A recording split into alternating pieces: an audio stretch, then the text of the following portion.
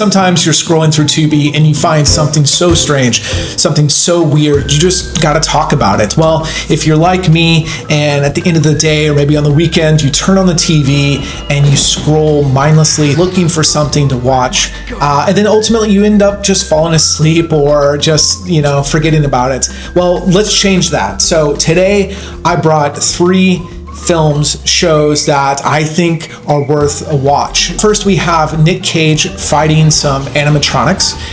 We have a 70s train genre bio-warfare film with a cast that you won't believe is all in the same movie. And third, we have a surrealist Japanese anime, kind of Dolly-esque, that, guys, I'm not even sure if I understand what's going on, but it's got some interesting ideas and it really grew on me, and I can't wait to share it with you all.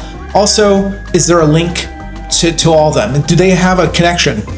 Let's find out. Oh my, it's magnificent. I swear I've gone to heaven. Please don't let me come back. Okay, first up is Willy's Wonderland. This is Five Nights at Freddy's meets Mute Rage Nick Cage.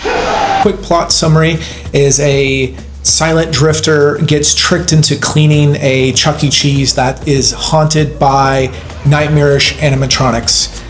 It's a little bit of a slasher film and a soda commercial. So what makes it interesting? What makes it weird? Well, Nick Cage doesn't talk at all. Have you been listening to a word I've been saying? Second, it has some really cool animatronics in it that I think are, just worth a watch. If you like watching Nick Cage battle anything, if you like him it kind of going crazy, I think this is a good film for you. Okay, and another thing is, even though that the filmmakers denied a connection with Five Nights at Freddy's, there is this video game quality to it. It reminds me of Kenshi. If you've ever played Kenshi, it is a beautiful game about getting your ass kicked and getting better, getting stronger, getting your ass kicked some more, and learning from that and growing. Well, it's kind of like that. This movie is structured very repetitive. It's drinking soda, cleaning, fighting, pinball. Drink more soda, more fights, more pinball. And that's fun. I'm all for it. So it reminds me of Kenshi in that way. Also, Beth Grant is in the film. Surprise little appearance there. If you don't know her, she's been in everything. I'm sure you've seen her in a movie before. Tu Wong Fu, No Country for Old Men, Donnie Darko, Little Miss Sunshine. She appears in so many things, and she's always a delight to see. Okay, next up is The Cassandra Crossing by George Cosmatos. It is a 70s train genre bio-warfare film.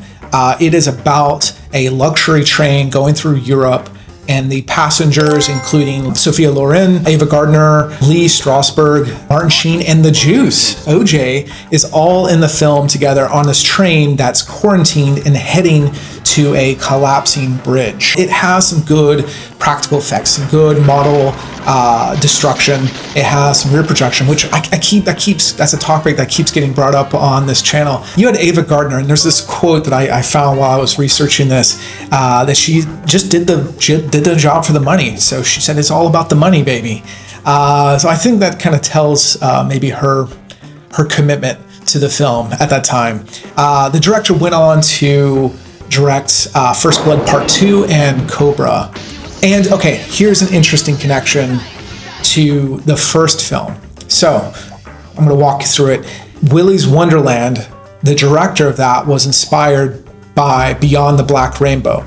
Beyond the Black Rainbow, the director's next film after that was Mandy, which has Nick Cage in it. And I think a top 5 Nick Cage film. It's an excellent, I really enjoyed it. I've seen it a couple times. It's been a couple years. I need to watch it again, but I really love that one. I didn't really love Beyond the Black Rainbow, but the director of Willy's Wonderland, said that was one of his inspirations. Also, Killer Clowns from Outer Space. Kind of a weird dynamic there. But there's a little bit of a connection there between the director of The Cassandra Crossing and his son making a film that Nick Cage was in that eventually was an inspiration for Willy's Wonderland. So a small connection there. I think it's kind of interesting. Oh, don't be so dramatic, darling. I'm hungry now and I want to eat. Come here. Okay, next up is Kaiba, a Japanese anime. It's a series that is all about body swapping and having these memories that can be stored and then transferred to these different bodies. Kaiba's plot centers around a young man who awakens without any memories. There's a hole in his chest, there's a symbol on his stomach, and there is a picture of a girl in his locket. He doesn't know anything, and he's forced to rely on other people to help him out. I have to admit, at first I didn't like the art style. I like the background art. It has this Tex Avery, Dali-esque feel to it that I really, really love. But the character designs looked a little childish. I'm just like, I don't know. And I know that sometimes in Japanese anime, the characters can be very kind of cutesy, but have a dark story to them. And you know what? I don't know if I fully understand what's going on. I like a little bit of confusion. I'm okay with that. I liked Lane a whole lot, loved Lane. I liked Paranoia Agent, was one of my favorites, still one of my favorites to this day. This one's a little different, where I'm not quite 100% sure what's going on, and actually kept me more engaged than I thought it was going to. I want to give a special mention to episode 4, The Room of Grandma's Memories. This episode really grabbed me, and I felt that it was such a departure from the first 3 episodes. Essentially, this one is about they land on a planet, and on this planet there is a lighthouse ran by a grandmother who doesn't believe her husband is dead.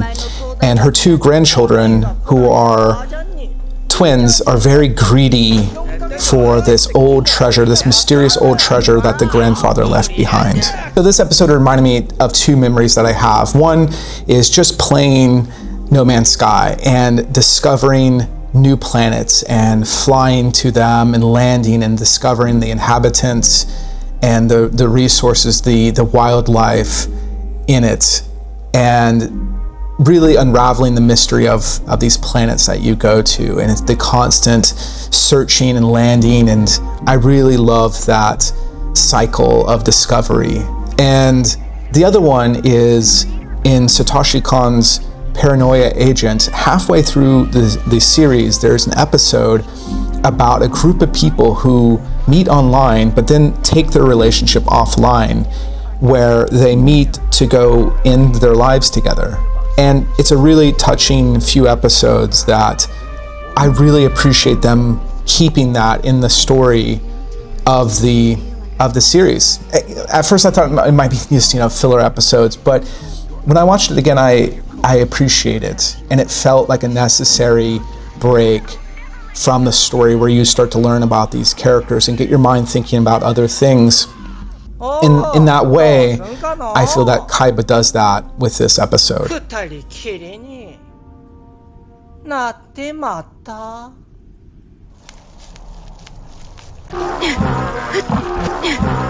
Tubi is a great place to discover some random films, shows that maybe you didn't know about or rediscovered many years down the road, of like a random thing you saw on TV one time.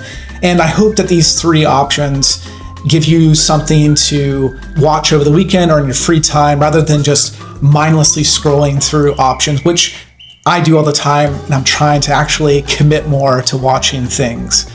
So if you like your cinema strange, if you like your anime existential, and you like Nick Cage punching animatronics, well, I hope that you consider subscribing to this channel, because I love talking about those things. Okay, that's it for this one. Bye for now.